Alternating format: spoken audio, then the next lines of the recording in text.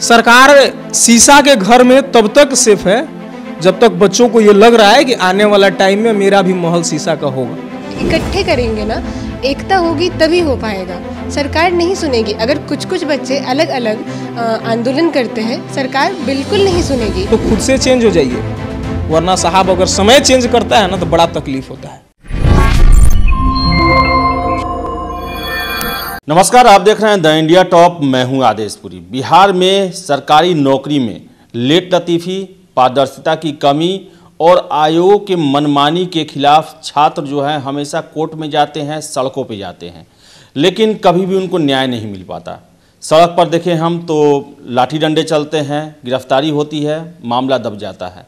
High court भी कहीं ना कहीं पूरे मामले पर पर्दा डालने की कोशिश करती है और अंततः आयोग अपनी मनमानी को कोर्ट से भी डिग्री ले लेते हैं, लेकिन छात्र अंततः उनके साथ अन्याय होता है। आपको हम बात करें कि बिहार में जितने भी महत्वपूर्ण परीक्षा, चाहे वो बीपीएससी हो, दरोगा के हो, बिहार कर्मचारी चयन आयोग हो या सिपाही भर्ती के हो, सभी में अमूमन धांधली के या गड़बड़ी के आरोप लगते ही हैं।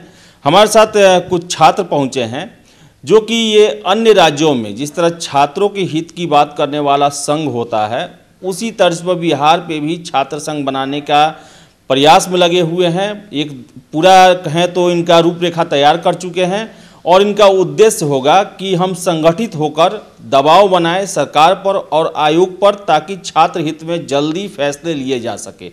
हमारे साथ हैं आकाश कुमार और स्वाति सुमन हैं, इनसे बात करेंगे। आकाश, कहाँ से आया ये बात आपके दिमाग में और किस तरह काम करेगा आपका जो संघ आप बनाने का सोच रहे हैं, उस पर क्या आपने सोचा है, क्या रूपरेखा तैयार किया, बताते जरा उसके बारे में। सर एक्चुअली हम अभी जस्ट दरोगा क्वालिफाई किए थे।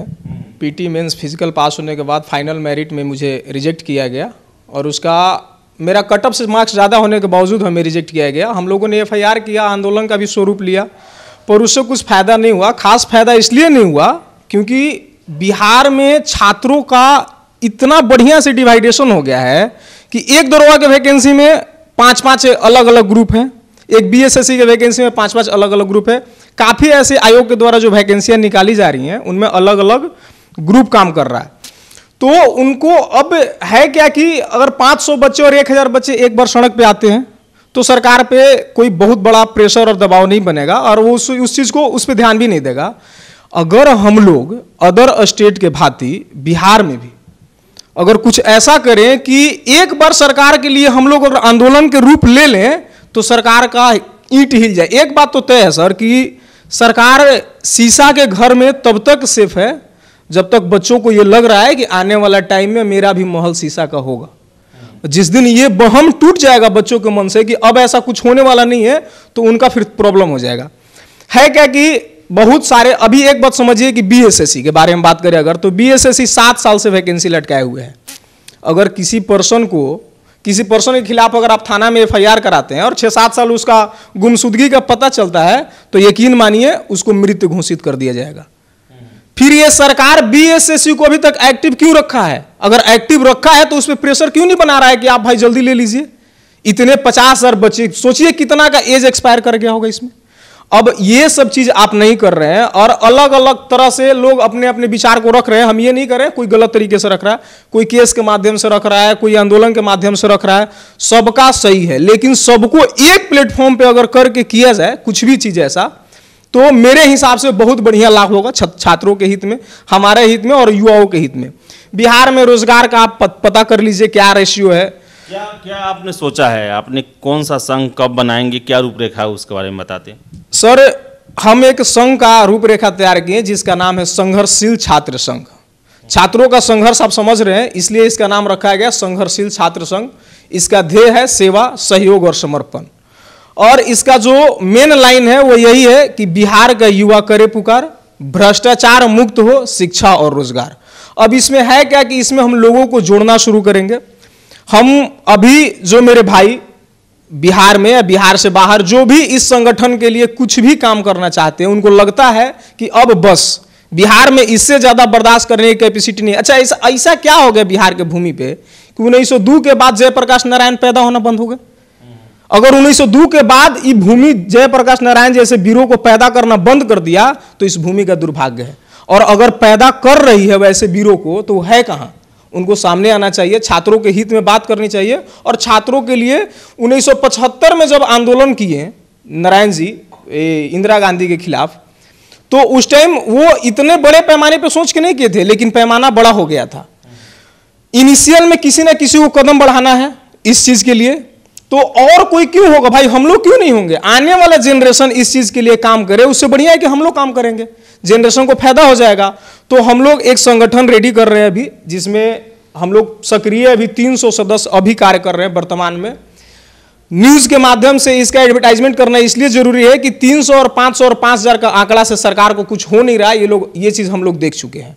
तो ये आंकड़ा का रेशियो बढ़ाना होगा। सरकार को अगर डायरेक्ट प्रेशर बनाना है तो आपको ये दिखाना होगा कि आप जिस छात्र संघ के उपज बता के अभी सत्ता में राज कर रहे हैं 15 साल से, उन छात्रों के साथ क्या हो रहा है, उन युवाओं के साथ क्या हो रहा है बिहार में। अगर ये आंकड़ा उनके सामने प्रस्तुत होता है तो शायद वो भी एक्टिव हो जाए।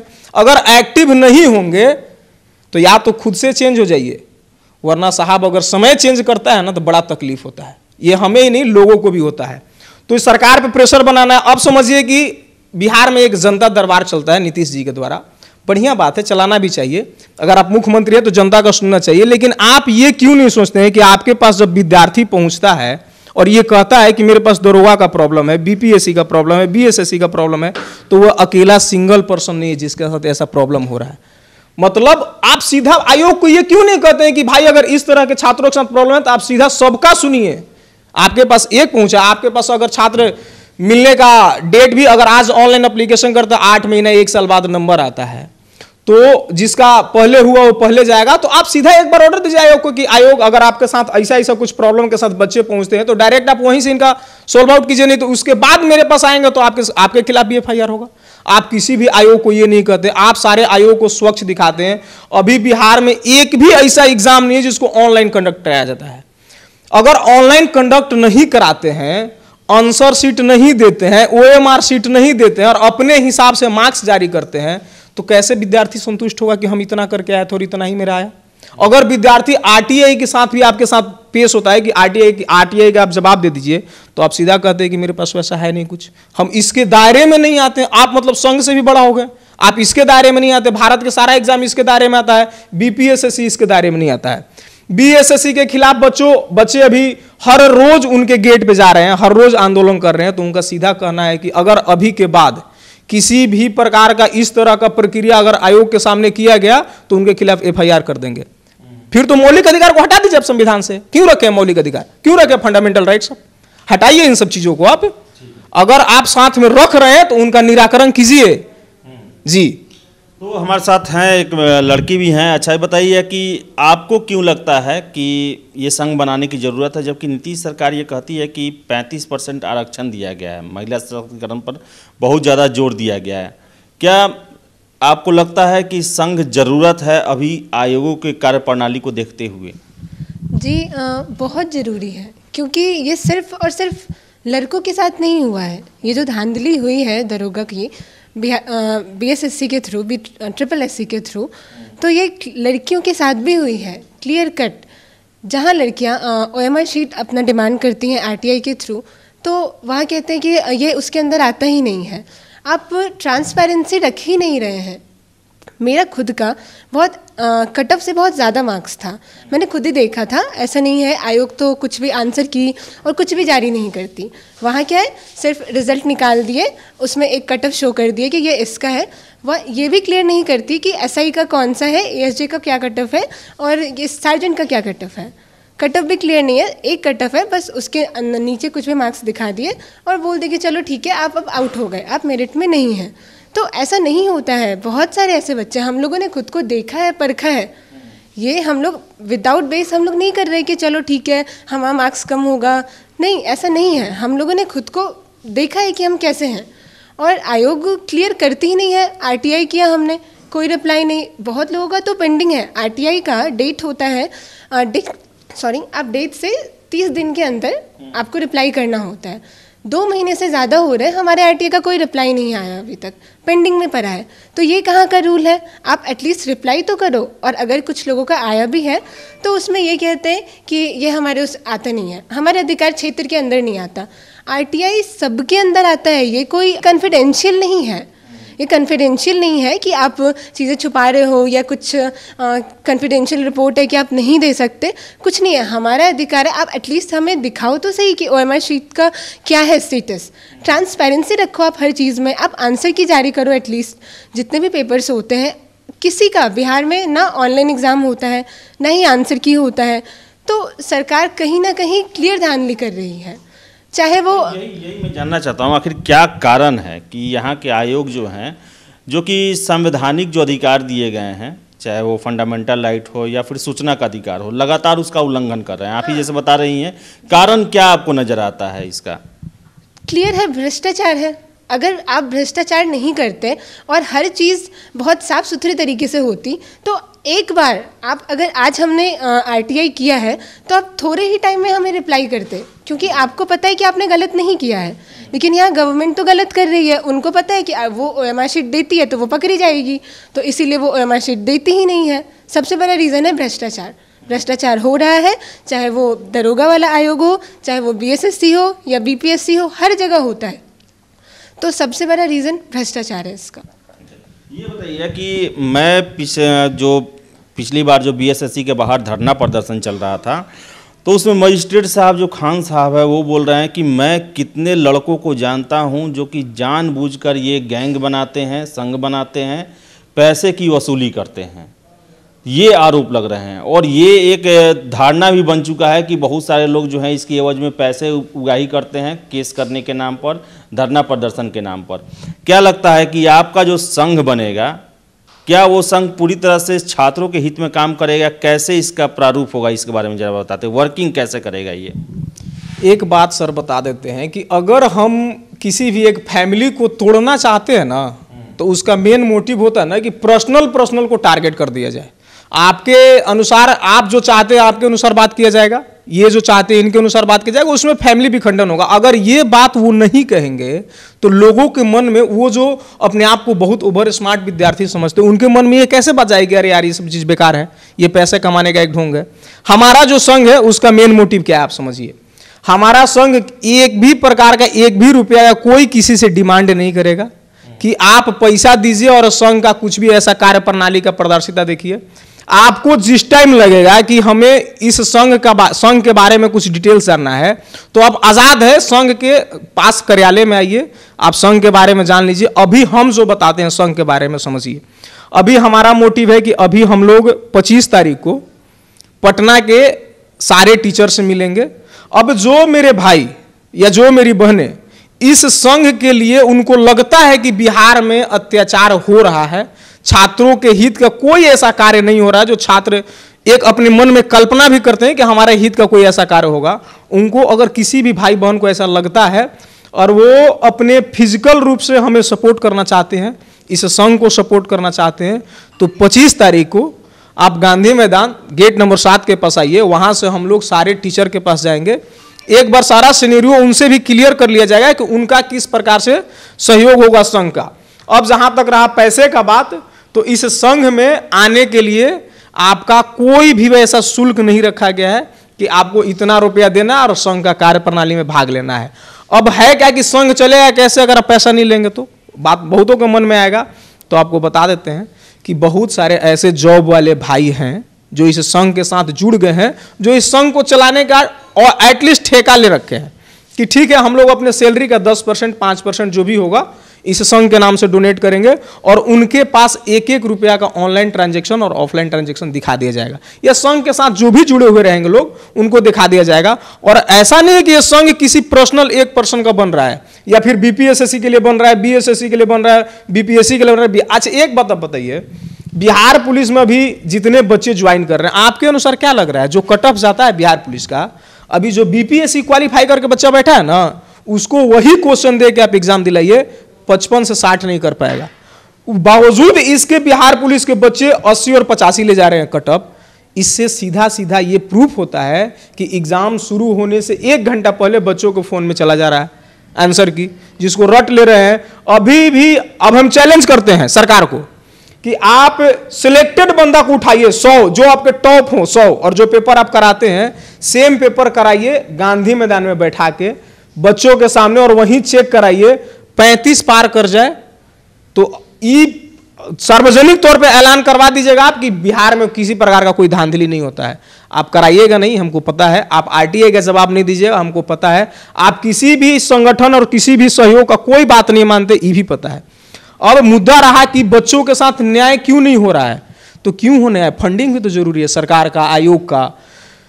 अगर ये फंडिंग ही रुक जाएगा, 7 साल जिस वैकेंसी को आप लटका के रखते हैं, आप क्या सोचते हैं कि बच्चों के मन में किसी प्रकार का कोई संशय नहीं है? जो डीएम साहब ये कहे हैं कि ये संगठन बनाकर पैसा वसूला जाता है, डीएम साहब से ये रिक्वेस्ट है कि आप एक बार आयोग के पास भी जाते और बोलते कि 7 साल डिले होने का क्या रीज़न है, आरटीआई का जवाब नहीं देने का क्या रीज़न है, अधिक बीपीएससी में मार्क्स लाने के बावजूद भी मार्क्स काट के उनको फेल करने का क्या रीज़न है। अगर ये सब जिस दिन वो क्लियर कर देंगे ना, हम लोग भी क्लियर कर देंगे कि ठीक है, हम लोग पैसा के लिए संघ बनाए थे और पैसा के लिए सब कुछ करते हैं। उनका ये पावर नहीं है, ये सिर्फ मीडियाबाजी कर सकते हैं कि बच्चे ऐसे ऐसे कार्य करते हैं, हम लोग अब करके दिखाएंगे। डीएम साहब को भी चैलेंज है कि आपको करके दिखाया जाएगा, मजिस्ट्रेट साहब को भी चैलेंज है कि आपको करके दिखाया जाएगा कि बिना पैसा के बिहार में परिवर्तन कैसे होगा, ये आपको अच्छी तरह से हम लोग दिखाएंगे।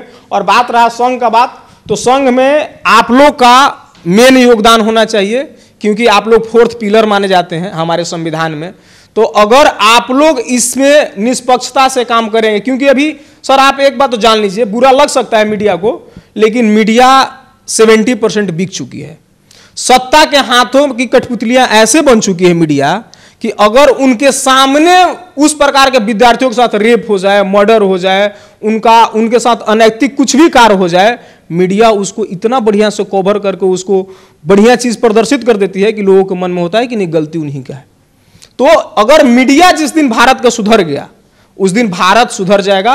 तो आप लोग से भी यही रिक्वेस्ट होगा, जितने भी मीडिया चैनल इसको देखेंगे या हम भविष्य में इस संघ के लिए काम करेंगे, उनसे यही रिक्वेस्ट होगा कि अगर आप बिना प्रॉफिट के सच में कुछ करना चाहते हैं तो आपका वेलकम है, आप कीजिए। और आप अगर बिहार को सुधारना है तो बिहार का मीडिया एक्टिव होना चाहिए। किसी भी अगर सेंट्रल मीडिया की बात करें तो सेंट्रल मीडिया को आप कितना दिन न्यूज देखते हैं तो बिहार का चर्चा उसमें सुनते होंगे। अदर स्टेट का चर्चा इतना होता है, महाराष्ट्र यहां पहुंचा, हरियाणा यहां पहुंचा, केरला यहां पहुंचा, यूपी, बिहार क्यों नहीं कहीं पहुंच रहा भाई? पेपर में ही सिमट के रह जाता है बिहार का ये पोजीशन बन गया। ये मगध है। सिकंदर भी जब आक्रमण किया था तो उसके मन में भी एक बार भय हो गया था कि मगध पे आक्रमण करना है, और उस मगध की धरती को ऐसा आप लोग बना दिए कि इसका चर्चा ही नहीं होता है कहीं, किसी भी चीज में इसको वैल्यू ही नहीं दिया जाता है किसी भी चीज में। ऐसा क्यों है? अच्छा, ये बताइए कि कुछ दिन पहले मैं देखा था कि लेफ्ट के जितना भी नेता थे वो भी छात्र आंदोलन के लिए तैयारी कर रहे हैं, और भी संगठन है छात्र आंदोलन की तैयारी कर रहे हैं। क्या ऐसा लगता है कि बिहार फिर से 1974 की तरह एक बड़े छात्र आंदोलन के लिए तैयार हो रहा है? क्या छात्रों के साथ उत्पीड़न, अन्याय अपने चरम पे अभी है? जी, उत्पीड़न तो अब चरम सीमा से पार हो चुकी है, उससे भी ज़्यादा हो चुकी है। और जहाँ बात बहुत सारे संगठन की है जो सभी मिलके अगर करेंगे, इकट्ठे करेंगे ना, एकता होगी तभी हो पाएगा। सरकार नहीं सुनेगी। अगर कुछ कुछ बच्चे अलग अलग आंदोलन करते हैं, सरकार बिल्कुल नहीं सुनेगी।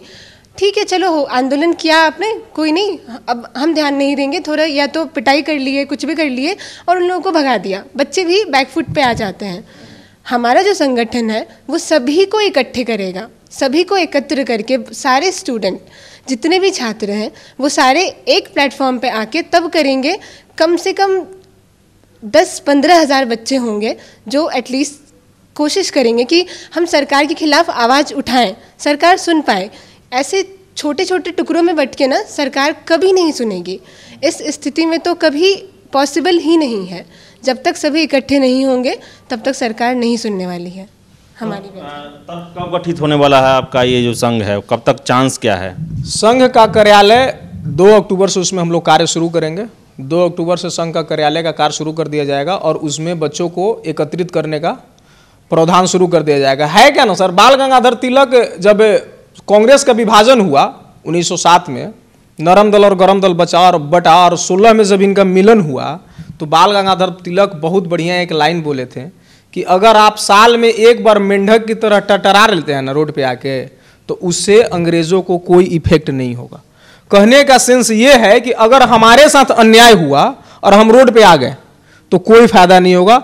इनके साथ अन्याय हुआ, ये रोड पे आ गए, कोई फायदा नहीं होगा।